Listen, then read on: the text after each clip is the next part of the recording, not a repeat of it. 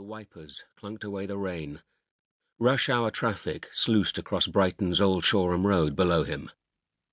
The engine of his 16-wheel, 24-ton Volvo fridge box Arctic chunted away, a steady stream of warm air toasting his legs. April already, but winter had still not relaxed its grip, and he'd driven through snow at the start of his journey. No one was going to sell him global warming. He yawned, staring blearily at the vile morning, then took a long swig of Red Bull. He put the can into the cup holder, ran his clammy, meaty hands across his shaven head, then drummed them on the steering wheel to the beat of Bat Out of Hell, which was playing loud enough to wake the dead fish behind him.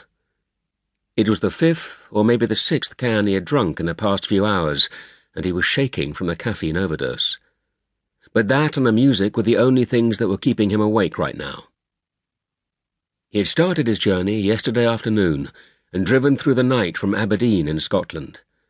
There were 603 miles on the clock so far. He'd been on the road for 18 hours, with barely a break other than a stop for food at Newport Pagnell Services, and a brief kip in a lay-by a couple of hours earlier. If it hadn't been for an accident at the M1-M6 interchange, he'd have been here an hour ago, at 8 a.m. as scheduled. But saying if it hadn't been for an accident was pointless. There were always accidents all the time. Too many people on the roads, too many cars, too many lorries, too many idiots, too many distractions, too many people in a hurry. He'd seen it all over the years, but he was proud of his record. 19 years and not one scrape, or even a ticket. As he glanced routinely at the dashboard, checking the oil pressure, then the temperature gauge, the traffic lights changed.